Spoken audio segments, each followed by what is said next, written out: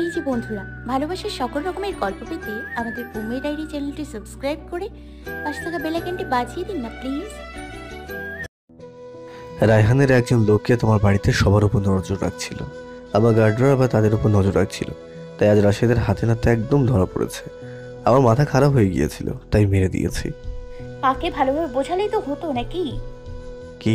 আমার এখন হাসি পাচ্ছে তোমার কথা শুনে। একটা কথা মাথায় রেখো, এখানে না ভালো বলে কোনো শব্দ নেই, বুঝলে? আর কাকে বোঝাবো, কেন বোঝাবো? ছেড়ে দেবে সব, তুমি বুঝবে না।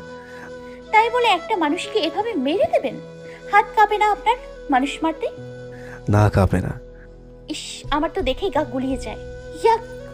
হ্যাঁ, তবে বাড়ি ফাঁকা, মানে শ্বশুর আব্বাবু নেই বাড়িতে। হ্যাঁ, তারা বাইরে গিয়েছেন, মানে চাচির মায়ের বাড়ি আর কি। আমাকে ফোন করেও বলেছিলেন। ও আচ্ছা, বাই দ্য ওয়ে তোমার ফোনটা দাও তো। কেন? ট্র্যাক করবো আমি। কি? আপনি আমার ফোন ট্র্যাক করবেন কেন? আমি কি করেছি? আরে আসতে, মানে কেউ ফোন দিলে বা অন্য নাম্বার থেকে ফোন আসলে বা যা কিছুই হলেই আমি জানতে পারবো। তো আমার লাগবে, দাও। মানে কি এসবে? Because I don't want lose you baby girl. আমি হারাতে পারবো না তোমাকে, কখনোই না, কোনো ক্রমেই না। এর সাথে আমার কি সম্পর্ক? তা তুমি বুঝবে না। এভাবেই চলে যায় সেই রাত। পরের দিন সকালে আব্রাহামের ঘুম ভাঙল ফোনের আওয়াজে। আব্রাহামের চোখ খুলতেই দেখে আয়রাত তার বুকে এলোমেলো হয়ে শুয়ে আছে। আব্রাহাম আস্তে করে আয়রাতকে সরিয়ে ফোন রিসিভ করে। যার যা শুনে তাতে আব্রাহামের নিজের কানেও বিশ্বাস হয় না। আর এইটা আয়রাতের স্বভাব যে আব্রাহাম যদি আয়রাতের পাশে থেকে উঠে চলে যায় তাহলে আয়রাত টের পেয়ে যায় আর তার ঘুম ভেঙে যায়। আয়রাত আস্তে আস্তে চোখ মেলে তাকায়, দেখে আব্রাহামের কপালে চিন্তার ছাপ স্পষ্ট। আব্রাহাম, কি হয়েছে? আপনাকে এমন দেখাচ্ছে কেন? না মানে, আব্রাহাম কি হয়েছে? এমন করছেন কেন? চিন্তিত আপনি কিছু নিয়ে? কি হয়েছে? কে ফোন করেছে? লাশ পাওয়া গেছে। লাশ? কিসের লাশ? কার লাশ? আব্রাহাম, কিছু তো বলুন প্লিজ, এভাবে চুপ করে থাকবেন না। রাশেদ ফোন দিয়েছিল, বাড়ির কাছে লাশ পাওয়া গেছে। কাদের লাশ? শ্বশুর আব্বু আম্মুর। কি? আব্রাহামের কথা শুনে আয়রাত থপ করে নিচে বসে পড়ে। আয়রাত কি শুনলো যেন তার বিশ্বাসই হচ্ছে না। কি বলছে আব্রাহাম এগুলো? আয়রাতের যেন মাথায় পুরো আকাশটা ভেঙে পড়েছে। আব্রাহাম বোঝালো যে এখন আয়রাতকে সামাল দেওয়া কষ্টসাধ্য। আব্রাহাম আয়রাতের সামনে বসে পড়ে। আরে প্লিজ সামলাও নিজেকে, এইভাবে এখনই ভেঙে পড়ো না। আমাদের সেখানে যেতে হবে, তারপর দেখি কি হয়েছে। প্লিজ এইভাবে ভেঙে পড়ো না এখনই। আব্রাহাম দেখুন, সকাল সকাল এগুলো ভালো লাগে না। প্লিজ আমার সাথে মজা করবেন না। কি বলছেন আপনি এগুলো? মানে আমার চাচু আর চাচি কিভাবে? কি তারা? আর মানে কাল না ভালো ছিল, আজ কিভাবে? কি রনিত? রনিত কোথায়? ও কোথায়? ওকে পাওয়া গেছে? আব্রাহাম, রনিত কোথায়? রাত আমি জানি না কিছু, এখন আমাদের আগে সেখানে যেতে হবে, তারপর বাকি কিছু। জলদি চলুন। আয়রাত কোনো রকমে উঠে ফ্রেশ হয়ে আব্রাহামের সাথে বের হয়ে পড়ে। আয়রাত বাইরে এসেও ঠিকভাবে দাঁড়াতে পারছিল না, পাগুলো যেন রীতিমতো কাঁপছে। ইলাকে এখনো খবরটা বলা হয়নি। উনি বয়স্ক মানুষ, এই কথা বললে সামলাতে পারবেন না, তাই আগেই কিছু বলা হয়নি। আব্রাহামের পাশেই গাড়িতে আয়রাত বসে আছে, দরদর করে ঘেমেই যাচ্ছে। আয়রাত তার হাতের উল্টো পাশ দিয়ে কোনো রকমে নিচের কপাল আর মুখটা মুছে ফেলে। রাত প্লিজ শান্ত হও, এইভাবে থাকলে তুমি নিজে অসুস্থ হয়ে পড়বে। প্লিজ সামলাও নিজেকে। কিভাবে সামলাবো আব্রাহাম? আমি জীবনেও আমার বাবা মার আদর পাইনি। যখন থেকে বুঝতে শিখেছি এই চাচুই আমার সব ছিল। চাচি আগে দেখতে না পেলেও আমাকে এখন চাচি ঠিকই ভালোবাসতো। আমার আপন বলতে চাচা চাচি ছাড়া কেউ ছিল না। আর এখন কি না, কাল আমার সাথে কথা বললো, আজ এসে পড়ার কথা ছিল। কাল আমার সাথে কথা বললো আর আজ তাদের এসে পড়ার কথা ছিল। কিন্তু এখন কি না, লাশ। না জানি রনিত কি হালে আছে এখন। চিন্তা করো না, রনিতকে পাওয়া গেছে, তার আমার গার্ডের কাছে আছে সেখানে। আব্রাহাম প্লিজ দ্রুত চলুন। প্রায় 30 মিনিট পর আব্রাহাম আর আয়রাত ইকবাল সাহেবের বাড়ির সামনে এসে দাঁড়ায়। গাড়ি থামতে আয়রাত দ্রুত নেমে পড়ে। আয়রাতকে দেখে রনিত দৌড়ে এসে আয়রাতকে জড়িয়ে ধরে। রনিত কান্না করছে অনেক। আয়রাত রনিতের সামনে বসে রনিতের চোখের পানিগুলো মুছে দিতে দিতে বলে ওঠে, কি হয়েছে ভাই? কে কে এগুলো করেছে? দেখেছিস কাউকে? কিভাবে হলো? জানি না আপু, কাল আমরা গাড়িতে করে আসছিলাম, বাবা দেখলো যে একটা গাড়ি অনেক সময় ধরে আমাদের গাড়ি পিছু নিচ্ছে। তবে আমরা যেই না আমাদের বাড়ির সামনে এসে থামলাম, তখনই ওই গাড়ি থেকে বেশ কয়েকজন লোক এসে পড়লো আমাদের সামনে। আম্মুর সাথে কি যেন কথা বলে তারা, হয়তো আম্মু ওদের আগে থেকে চিনতো। একসময় আম্মুর সাথে কথা কাটাকাটি লেগে গেল তাদের। তারা আব্বু আম্মুকে সবাইকে মেরে দেয়। জানো, আমি না খুব ভয় পেয়ে গিয়েছিলাম, তাই ছুটে এসে গাড়ির ডিকির পিছনে লুকিয়ে পড়ি। তাই তারা আমাকে দেখতে পারেনি, নইলে তো আমাকেও তারা। চুপ চুপ চুপ। আয়রাত রনিতকে জড়িয়ে ধরে চুপ করায়। তারপরই দেখে যে বাড়ির আঙিনায় দুটো লাশকে সাদা কাপড় দিয়ে মুখ ঢেকে দেওয়া হয়েছে। সাদা কাপড়ের উপর দিয়ে ছোপ ছোপ রক্তের দাগ লেগে আছে। তা দেখে আয়রাতের বুকের ভেতরটা কেমন মোচড় দিয়ে ওঠে। আয়রাত রনিতকে ছেড়ে দিয়ে দাঁড়ায়। রনিত আব্রাহামের কাছে চলে যায়। আব্রাহাম তাকে কোলে নিয়ে দাঁড়িয়ে পড়ে। বাচ্চাটা অনেক ভয় পেয়ে আছে। আয়রাত কাঁপা কাঁপা পায়ে লাশগুলোর দিকে এগিয়ে যায়। আয়রাতের সেখানে যেতে লাশগুলোর মুখের উপর থেকে কাপড় সরিয়ে দেওয়া হয়। রক্তে মাখা লাশ হয়ে আছে ইকবাল সাহেব আর তার স্ত্রী কলি। আয়রাত তাদের দেখেই চিৎকার দিয়ে ওঠে। আব্রাহাম আয়রাতের দিকে এগিয়ে যায়। আয়রাত তো কোনো কুল কিনারা খুঁজে পাচ্ছে না, পাগলের মতো করে কেঁদেই যাচ্ছে। আব্রাহাম কি আয়রাতকে ধরে, কিন্তু আয়রাত ইকবাল সাহেবের গাল ধরে চাচ্চু চাচ্চু করে ডেকেই যাচ্ছে। কলির কাছে গিয়ে ডাকছে, কিন্তু লাভ নেই। তারা আজীবনের জন্য চলে গিয়েছে সেই না ফেরার দেশে। আয়রাতের কাঁদতে কাঁদতে নাজেহাল অবস্থা হয়ে গেছে। আব্রাহাম বুঝলো যে এইভাবে এখানে আয়রাত থাকলে সে অসুস্থ হয়ে পড়বে, তাই এক প্রকার জোর করেই আয়রাতকে আব্রাহাম নিয়ে এসে পড়ে। ইকবাল সাহেবের থেকে কলিকে যেন আরো বাজেভাবে খুন করা হয়েছে। কলি লাশের উপর থেকে সাদা কাপড়টা উঠিয়ে নিলে আব্রাহাম তার হাত দিয়ে আয়রাতকে নিচের দিকে ঘুরিয়ে তার বুকের সাথে চেপে ধরে। আয়রাতের কান্না করতে করতে খুব খারাপ দশা হয়ে গেছে। আব্রাহাম কোনো রকমে তাকে সামাল দিচ্ছে। আয়রাতের চাচা চাচির লাশকে আব্রাহামের বাড়িতে নিয়ে আসা হয়েছে। পুলিশ অফিসাররা ইনভেস্টিগেশন করতে চেয়েছিল, কিন্তু আব্রাহাম সোজা মানা করে দেয়, কেননা আব্রাহাম জানে যে এগুলো কার কাজ। আয়রাত যেন পাথর হয়ে গেছে, চুপ মেরে খালি এক জায়গায় বসেই আছে রনিতকে নিয়ে। এদিকে আব্রাহাম পুরো শহরে তার গার্ডদের লাগিয়ে দিয়েছে রায়হানকে খোঁজার জন্য, কিন্তু পাচ্ছে না। পাগল কুকুরের মতো করে খুঁজে যাচ্ছে এই রায়হানকে। একটাবার হাতে পেলে সেখানেই ইল্লালিল্লাহ হবে তার। আব্রাহাম এই মুহূর্তে ঠিক কি বলে আয়রাতকে সান্ত্বনা দেবে জানা নেই তার। আব্রাহামের দাদি ইলা খবরটা শুনেছেন, তিনিও যেন একটা শকের মধ্যে আছেন। কি থেকে কি হয়ে গেল? আব্রাহাম ফোনে কথা বলছিল রাশেদের সাথে। এই পুরো শহরে নাকি রায়হান কোথাও নেই। যেইভাবে গার্ডগুলো খুঁজেছে তাদের রায়হান যদি সত্যি সত্যি এখানে থাকতো তাহলে পেয়ে যাবার কথা। তার মানে রায়হান গুম হয়েছে। আব্রাহাম আয়রাতের দিকে তাকিয়ে দেখে আয়রাত মুখ গোমড়া করে এক ধ্যানে বসে আছে। আব্রাহাম ফোনটা কেটে দিয়ে আয়রাতের দিকে এগিয়ে যায়। আয়রাতের পাশে বসে পড়ে। জান পাখি। আয়রাত মাথাটা তুলে এক নজর আব্রাহামের দিকে তাকায়। তার চোখের পাতাগুলো ফুলে টকটকে লাল বর্ণ ধারণ করেছে। আব্রাহাম কিছু বলতে যাবে তখনই সাথে সাথে আয়রাত আব্রাহামের বুকে ঝাঁপিয়ে পড়ে হাউ মাউ করে কেঁদে দেয়। আব্রাহাম তাকে জড়িয়ে ধরে। আমি এখন কিভাবে থাকবো? আমার দম আটকে আসছে। আমি আমি তো এমন কিছুই চাইনি। সব আমার জন্যই, তাই না? আমাকে আমাকে রায়হান বিয়ে বিয়ে করতে পারেনি, তাই জেদের জন্য এগুলো করেছে। ওরা আমার চাচা চাচির সাথে, তাই না? সব আমার দোষ। এর থেকে আমি মরেই যেতাম। চুপ, একদম চুপ। আব্রাহাম আয়রাতকে নিয়ে বসেছিল, তখনই একজন গার্ড বেশ দ্রুত পায়ে আব্রাহামের কাছে আসে। আব্রাহাম তার দাদিকে বলে আয়রাত আর রনিতকে এখান থেকে নিয়ে যেতে বলে। ইলা অনেক বুঝিয়ে শুনিয়ে আয়রাতকে নিয়ে যায়। কি হয়েছে? স্যার, খুব কষ্টে রায়হানের ফোন নাম্বার ট্র্যাক করতে পেরেছি, তবে সেটা তার বাসার কোনো এক ফোন হবে। রায়হান ধরেনি, ধরেছে অন্য একজন, হয়তো তার কোনো গার্ড হবে। আমি রায়হানের ঠিকানা জানার জন্য অনেক কথার প্যাচ কেটেছি, কিন্তু লাভ হয়নি। নাম্বারটা আমাকে দাও। স্যার, রায়হান ওনার আসল বাড়ি। না, রায়হান তার মায়ের সাথেও তেমন একটা ভালো সম্পর্ক নেই। রায়হান দরকার হলে দেশের বাইরে চলে যাবে, কিন্তু তার মায়ের কাছে না। হেই ওয়েট, রায়হান কোনোভাবে দেশের বাইরে চলে যায়নি তো? কারণ সে প্রায়ই দেশের বাইরে যায়। আর শ্বশুর আব্বু আম্মুর মার্ডার হয়েছে গতকাল রাতে। কিন্তু স্যার, একদিনেই সব ভিসা পাসপোর্ট এইসব ম্যানেজ করা কিভাবে সম্ভব? আমি কি বললাম? রায়হান প্রায়ই দেশের বাইরে যায়, তো তার কাছে ভিসা পাসপোর্ট এসব থাকা কোনো বড় ব্যাপার না। তাহলে স্যার? রায়হান বাইরে চলে গিয়েছে, হয়তো ভোর রাতে কোনো ফ্লাইটেই চলে গিয়েছে। তুমি যাও। জি স্যার। আব্রাহাম কপালে এক আঙুল ঠেকিয়ে রেখেছে। এই রায়হান তো হতে নাকালের বাইরে চলে গেল, কিন্তু যে করেই হোক একে ধরতেই হবে। তবে রনিতের ভাষ্যমতে গতকাল রাতে বেশ কয়েকজন লোক ছিল, এক বা দুইজন ছিল না। রায়হানের সাথে সাথে সেখানে আরও লোক ছিল। রায়হান বাইরে থাকলেও বাকিরা অবশ্যই এখানেই রয়েছে। আব্রাহাম তাদের আবার খোঁজা শুরু করে দিল। এভাবে সারাটা দিন গেল। আয়রা যেন পাগল পাগল হয়ে গেছে, কিছু খায় না, কথাও বলে না। বিকেলের দিকে ইকবাল সাহেব আর কলির লাশকে আনা হয়। জানাজা পড়াতে হবে। লাশগুলোকে পুলিশদের ছুঁয়েও দেখতে দেয়নি আব্রাহাম। আয়রাতকে যেন আর রাখা যাচ্ছে না ঘরের ভেতরে, ছুটে চলে আসতে চাইছে। অবশেষে আব্রাহাম আর না পেরে আয়রাতকে যেতে দেয়।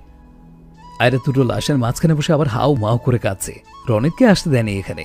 আয়রাত চাচ্চু বলে চিৎকার করে ওঠে। আব্রাহাম খেয়াল করলো যে আয়রাতের কেমন তার চোখগুলো বন্ধ করে আসছে। আয়রাত পড়ে যেতে ধরলে আব্রাহাম দ্রুত গিয়ে আয়রাতকে ধরে ফেলে। আয়রাত অজ্ঞান হয়ে গেছে। আব্রাহাম গার্ডদের লাশগুলোকে নিয়ে জানাজার ব্যবস্থা করতে বলে। আব্রাহাম আয়রাতকে কোলে করে বাসার ভেতরে নিয়ে আসে। সোজা নিজের রুমে গিয়ে আয়রাতকে শুইয়ে দেয়। আয়রাতের কপালে চুমু দিয়ে আব্রাহাম এসে পড়ে। একসময় সন্ধ্যা নেমে আসে। মাগরিবের আজানের পরে জানাজা পড়ে ইকবাল সাহেব আর কলিকে কবর দেওয়া হয়। আব্রাহাম জানাজার নামাজটা পড়ে বাসায় আসে। এসে দেখে আয়রাত হলরুমে বসে আছে। আব্রাহামকে দেখেই আয়রাতের চোখগুলো আবার ভিজে আসে। আয়রাত ফুঁপিয়ে ফুঁপিয়ে নাক টানছে আর কাঁদছে। মাথা নিচে নামিয়ে ফেলেছে। আব্রাহাম আয়রাতের কাছে গিয়ে তার মাথাটা নিজের বুকে নিয়ে নেয়। আয়রাত কিচ্ছু খায় না। অবশেষে ইলা তাকে জোর করেই খাইয়ে দেয়। রনিত তো ছোট বাচ্চা, তেমন কিছুই বোঝে না। তাকে একটু কিছু দিলেই চুপ হয়ে যায়। মোট কথা সে যে এখন আয়রাতের সাথে থাকবে তাই তার খুশি সীমা নেই। রাত হয়ে গেছে। আয়রাতকে মেডিসিন খাইয়ে ঘুম পাড়ানো হয়েছে। আর কোনো উপায় ছিল না এছাড়া। আব্রাহাম আয়রাতের পাশে বসেছিল। রনিতকে দাদির সাথে রাখা হয়েছে। রায়হানকে কি থেকে কি করা যায় তাই ভাবছে আব্রাহাম। হঠাৎ করেই আব্রাহামের ফোনে কল আসে। হ্যালো স্যার, জলদি গেস্ট হাউসে আসুন, দুজনকে ধরা হয়েছে। ফোন রাখো, আসছি। আব্রাহাম সোজা তার রিভলভারে বুলেট লোড করে খালি জ্যাকেটটা হাতে নিয়ে সোজা বাসা থেকে বের হয়ে পড়ে। এখন যে সে কি করবে নিজেও জানে না। গভীর রাত, মানুষ নেই রাস্তায়, তাই যেন উড়ে এসেছে গাড়ি নিয়ে। গাড়ি গেস্ট হাউসের বাইরে রেখে আব্রাহাম দ্রুত পায়ে ভেতরে চলে যায়। গিয়ে দেখে দুটো আধমরা লোককে বেঁধে রাখা হয়েছে। স্যার, এরা সেই দিন রাতে রায়হানের সাথে ছিল। আয়রাত ম্যামের চাচা চাচিকে মেরেছে। রায়হান মেরেছে, তাই না? লোক দুটোকে এতই মারা হয়েছে যে তারা আর মুখ দিয়ে কিছু বলতে পারছে না। কোনো রকমে মাথা দুলায়। ব্যাস, আব্রাহাম চোখ বন্ধ করে রিভলভারে যত বুলেটগুলো ছিল সব মাথার ভেতরে ঢুকিয়ে দেয়। শেষ, মারা গেছে তারা। আব্রাহামের রাগে যেন শরীর কাঁপছে। রায়হানকে না মারা অবধি তার মনে শান্তি নেই। অন্যদিকে রায়হান এসে পড়েছে লন্ডন। তবে একা আসেনি, রায়হানের সাথে এসেছে প্রীতিও, যে কিনা বলতে গেলে আব্রাহামের পেছনে পাগল। আসলে আব্রাহাম আয়রাতের বিয়েটা রায়হানের সাথে সাথে মেনে নিতে পারেনি প্রীতিও। কথায় আছে না, শত্রুর শত্রু একে অপরের বন্ধু হয়। এখানেও ঠিক তাই। রায়হান চায় আয়রাতকে আর প্রীতি চায় আব্রাহামকে। রায়হানের সাথে প্রীতিও এখন লন্ডনেই আছে। রায়হান যে আয়রাতের চাচা চাচিকে মেরে রেখে এসেছে তা প্রীতি জানে। আসলে ইকবাল সাহেবের গাড়ির পেছনে যে গাড়িটা ধাওয়া করে আসছিল তা রায়হানেরই ছিল। একসময় তারা গাড়ি থামায়। রায়হান গিয়ে সোজা কলিকে ধরে। আব্রাহামের সাথে আয়রাতের বিয়ে কেন দিল, রাজি কেন হলো? কলি তো রায়হানের হ্যাঁতে হ্যাঁ মিলিয়েছিল, তাহলে কেন তাদের দুজনের বিয়ে দিল? এইসব সহ নানা প্রশ্ন করে। কিন্তু কলি এবার যেন রুখে দাঁড়ায়। সে রায়হানকে বলে আয়রাতকে ভুলে যেতে, কিন্তু জেদ খুব খারাপ জিনিস। একসময় কলির সাথে রায়হানের রেশারেশি হয়ে গেলে রায়হান ছুরি বের করে এক ঘা বসিয়ে দেয়। ইকবাল সাহেব এবং কলি দুজনেই খুন করে দেয়। তো প্ল্যান কি? প্ল্যান যাই বানাও না কেন, আমি আব্রাহামকে ভালোবাসি। আর আমি আমার আয়রাতকে।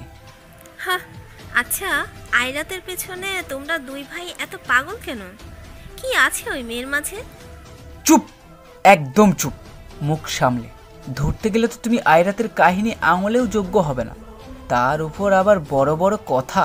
শোনো, আমি এখানে কোনো তর্ক করতে আসিনি। তুমি যেমন আব্রাহামকে চাও, আমিও আয়রাতকে চাই। তাই এখন আমাদের মিলে এই কাজ করতে হবে, বুঝলে?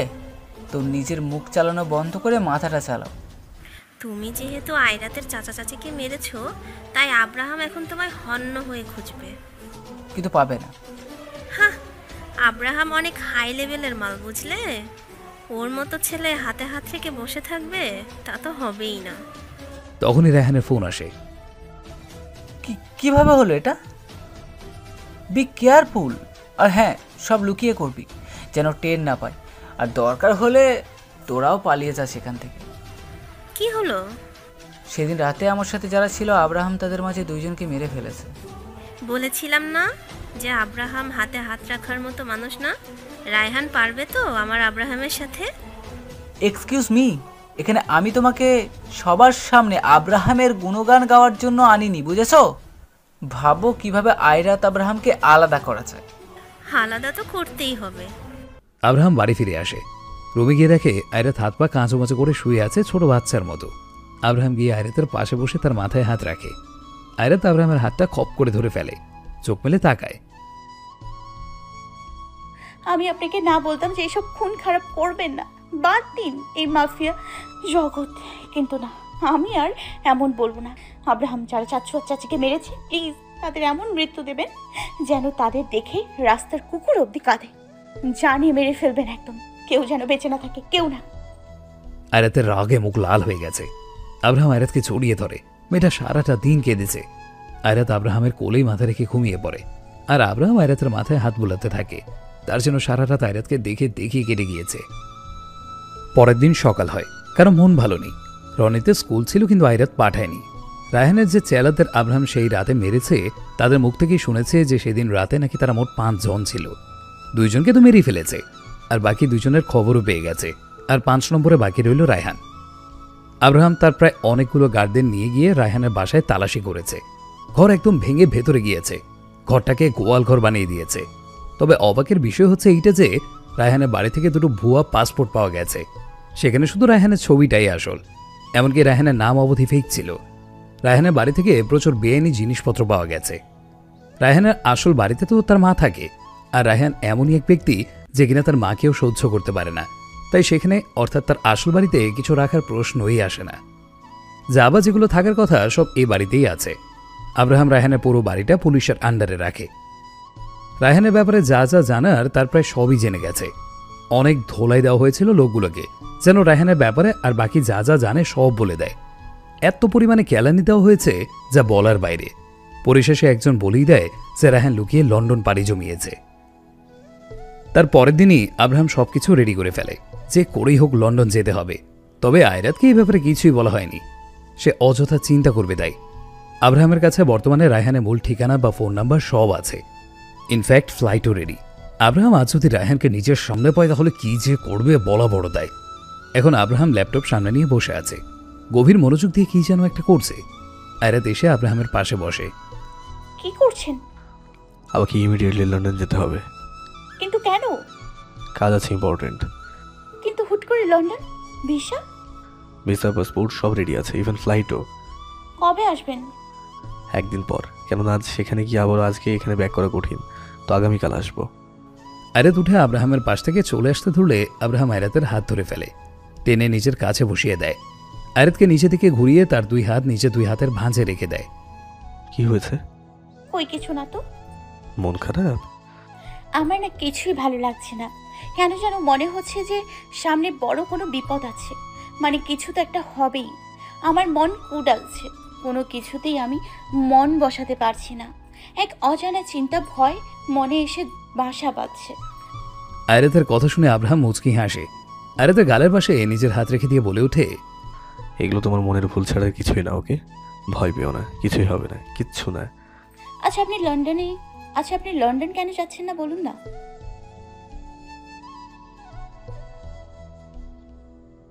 আমি জলদি এসে পড়বো। আমি চাই, রনিতকে খাওয়াতে হবে আর দাদিকে মেডিসিন দিতে হবে। আপনিও নিচে আসুন। আসছি। আয়রাত উঠে রুমের দরজা থেকে যেতে ধরবে তখনই ইলা কিছুটা চিন্তা মাখা মুখ নিয়ে রুমের ভেতরে আসেন। আব্রাহাম। বলো দাদি। দাদি তোমরা কথা বলো, আমি যাই।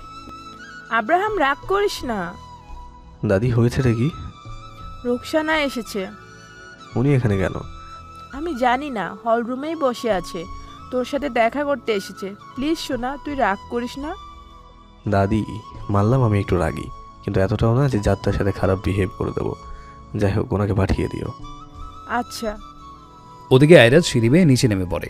নিচে নেমেই দেখে একজন মাঝবয়সী মহিলা বসে আছে। আয়রাত তাকে চিনে না, তাই সাধারণতই আয়রাত কপাল কুঁচকে সেখানে যায়। আয়রাতের কিছু বলার আগেই রুকসানা হাসি মুখে আয়রাতের দিকে এগিয়ে যায়। তুমি বুঝি আব্রাহামের বউ? জি। বাহ, মাশাল্লাহ, ভারী মিষ্টি দেখতে তুমি। জি, কিন্তু আমি আপনাকে তো চিনতে পারলাম না।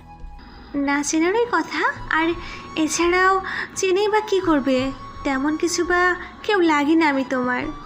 আপনি কি আব্রাহামের কিছু হন? সৎ মা, আমি রায়হানের মা। ও আচ্ছা, আপনি দাঁড়িয়ে কেন? বসুন বসুন। না না না, আমি ঠিক আছি। আপনি কি আব্রাহামের সাথে দেখা করতে এসেছেন? হ্যাঁ। ও আচ্ছা, আপনি বসুন। আয়রাতের এখন ঠিক কি করা উচিত জানা নেই তার। রায়হান যে তার চাচা চাচিকে মেরে ফেলেছে তাই যেন আয়রাতের মাথায় এখন ঘুরছে। রুকসানার ব্যবহারে বোঝা যাচ্ছে যে সে কত নরম মনের একটা মানুষ, কিন্তু রায়হান এমন জানোয়ার হয়েছে কেন? তবু একজনের রাগ আরেকজনের উপরে তুলতে নেই, তাই আয়রাত চুপ থাকে। রুকসানার সাথে যথেষ্ট ভালো আচরণ করে। আয়রাত টুকটাক কথা বলছিল, তখন ইলা উপর থেকে নিচে নেমে আসে। রুকসানা ইলাকে দেখে দাঁড়িয়ে পড়ে। মা, হ্যাঁ, আব্রাহাম উপরেই আছে, তুমি যাও।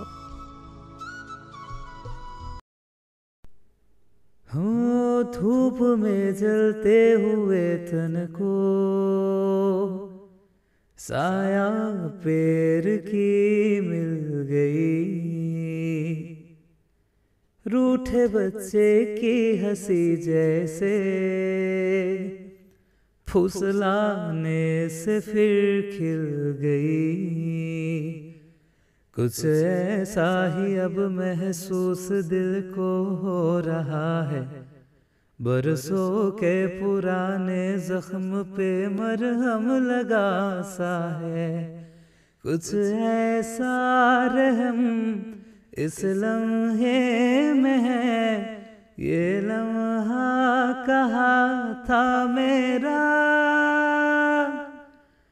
अब है सामने इसे छू लूं जरा, मर जाऊं या जी लूं जरा, खुशियाँ चूम लूं या रो लूं जरा, मर जाऊं या जी लूं जरा। अभी मुझ में कहीं बाकी थोड़ी सी है जिंदगी, जगी धड़कन नहीं, जाना जिंदा हूँ मैं तो अभी। कुछ ऐसी लगन इस लम्हे में है, ये लम्हा कहा था मेरा, अब है सामने इसे छू लूं जरा, मर जाऊं या जी लूं जरा, खुशियाँ चूम लूं या रो लूं जरा, मर जाऊं या जी लो जरा।